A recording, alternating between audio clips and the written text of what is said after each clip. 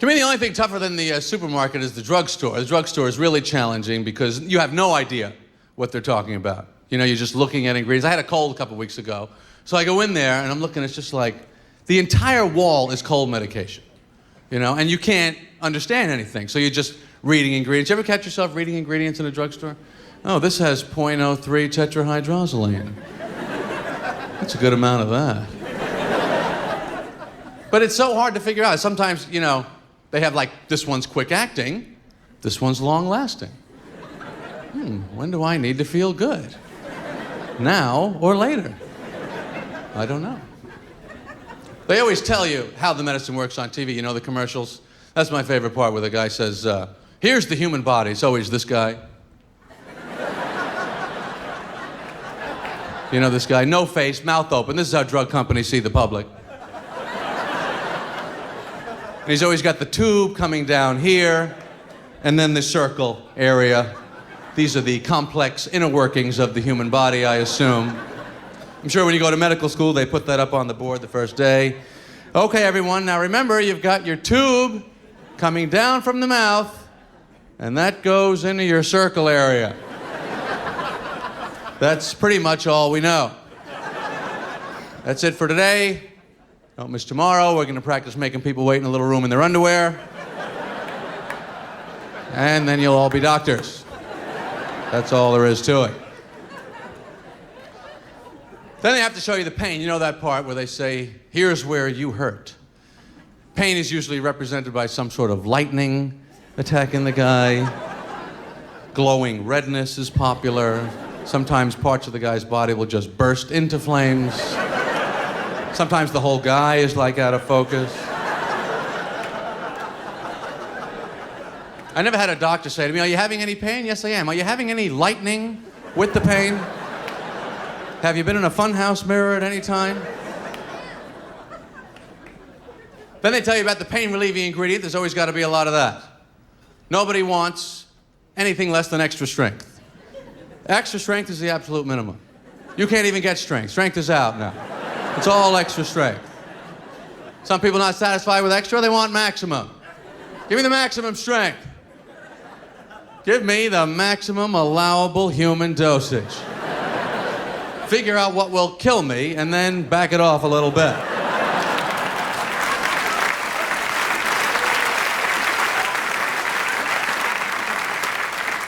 And why does that pharmacist have to be 2.5 feet higher than everybody else?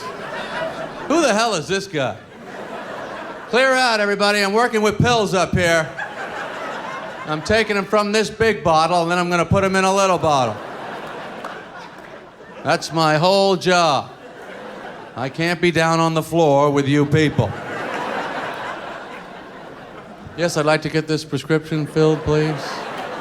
All right, but you wait down there.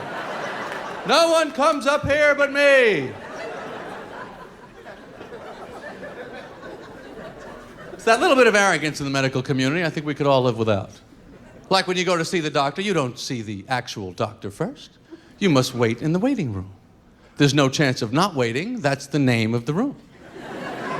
The doctors are all back there. Well, we can't take them now. We've already got this room. And you sit there, you pretend you're reading your little magazine. You're actually looking at the other people. I wonder what he's got. That guy's a goner. Then they call you. You get very excited when they call you because you think now you're going to see the doctor. But you're not. Now you're going into the next smaller waiting room. Now you don't even have your magazine. Now you got your pants around your ankles. You're sitting on that butcher paper they pull out over the table.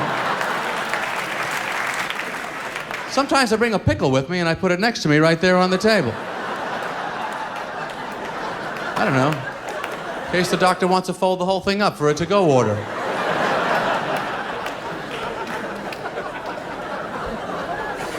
Get your pants off and get in there and I will tell you what I think. Doctors always want your pants off. Take your pants off. Doctor would like to see you with no pants. Just get them off. It's my head. I said take your pants off. But I hate the extra weight, so maybe I'll start screwing around with some of his stuff, you know? Maybe I'll turn that thing up a little bit. Whatever the hell that does. Take all the tongue depressors out, lick them all, put them all back in.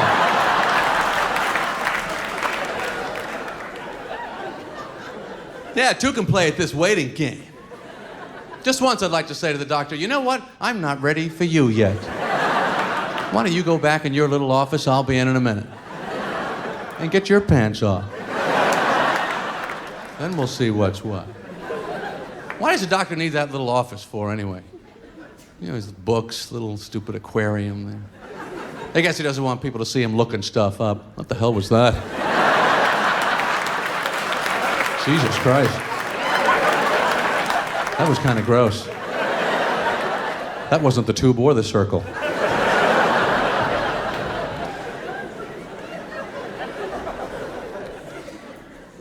Hi, a friend of mine is going in for a nose job next week. Guy. Nose job. You know what the technical term for a nose job is? Well, of course you do. It's New York, everybody. Rhinoplasty. Rhino. Now, this guy is aware he has a bit of a problem. He's obviously sensitive about it. That's why he made the appointment. Do we need to compare him to a rhinoceros? When you go for a hair transplant, they don't say, we're going to perform a cuballectomy on you, Mr. Johnson. We feel the chromodomia has advanced to a level we term skinheadia. These are all medical terms that you don't need to understand. Of course, everybody wants to look their best. We're all out there. Everybody wants to look good. Guys, gals, sexuality. I am a single guy, by the way. There are no other guys attached to me. Thank you very much. Thank you. I love you too. But I do feel the need to see other people.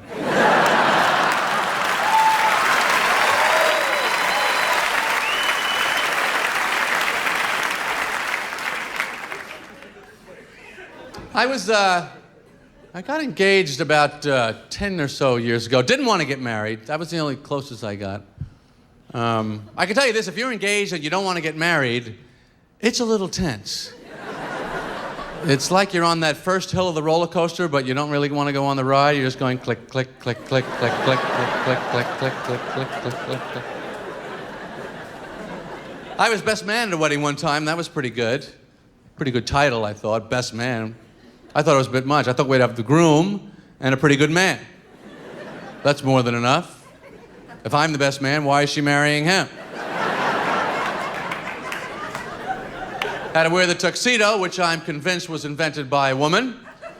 Well, they're all the same. We might as well dress them all the same.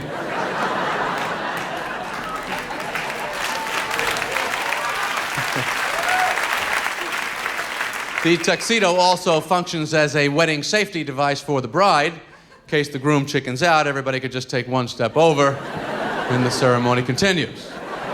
That's why they don't say, do you take Dave Williams to be your lawfully wedded husband? They say, do you take this man? But men and women will never understand each other. We all know that. It's just not going to happen. Just forget it. I know I will not understand women. I know I will never be able to understand how a woman could take boiling hot wax, pour it on her upper thighs, rip the hair out by the root, and still be afraid of a spider.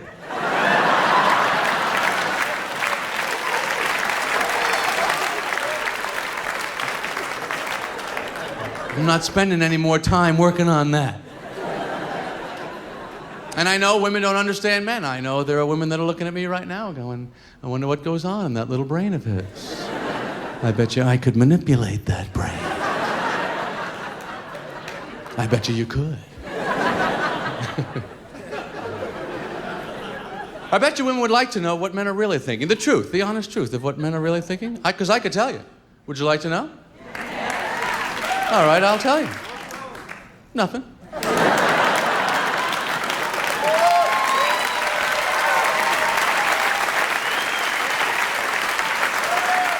We're not thinking anything. We're just walking around, looking around. This is the only natural inclination of man, to just kind of check stuff out. We work because they force us to, but other than that, this is the really only thing we want to do. We like women, we want women, but that's pretty much as far as we've thought. That's why we're honking car horns, yelling from construction sites. These are the best ideas we've had so far.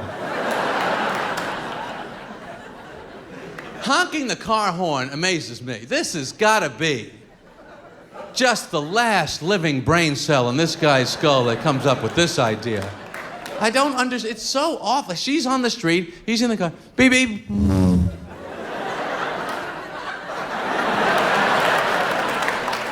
I think I made my point. What is she supposed to do? Kick off the heel, start running after the car? Grab onto the bumper? Car comes to a stop. It's a good thing you honked. I had no idea how you felt. Why do men behave in these ways? Why are we rude, obnoxious, getting drunk, falling down, peeling rubber, making kissing noises out the window?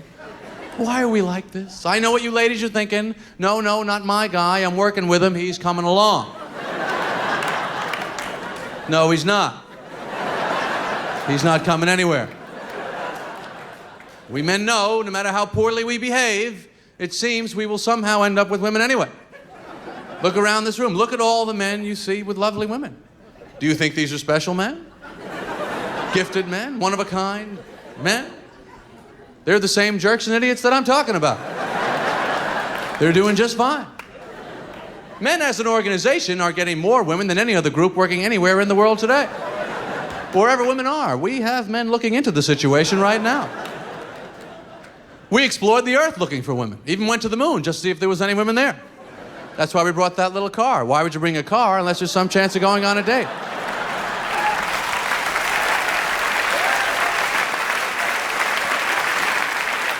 What the hell were they doing with a car on the goddamn moon? You're on the moon already! Isn't that far enough? There is no more male idea in the history of the universe than why don't we fly up to the moon and drive around?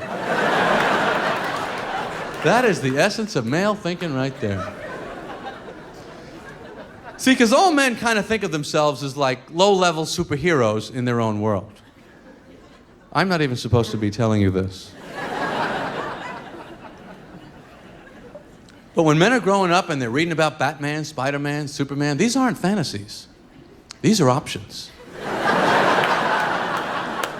This is the deep inner secret truth of the male mind.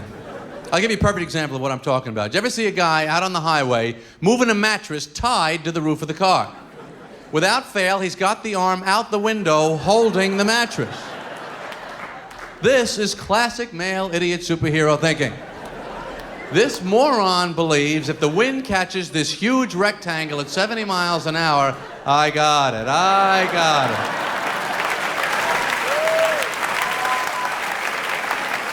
Don't worry about it. I'm using my arm.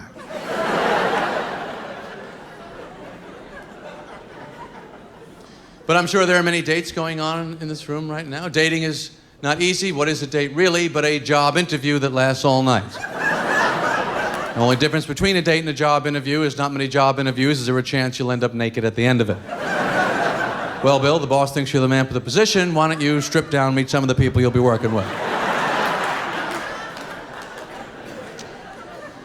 Sex doesn't make anything any easier. Even only makes it more complicated. Women have two types of orgasms, the actual ones and the ones that they make up on their own. And I can give you the male point of view on this, which is we're fine with it.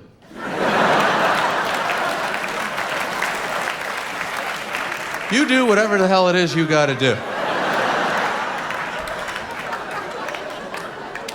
To a man, sex is like a car accident anyway.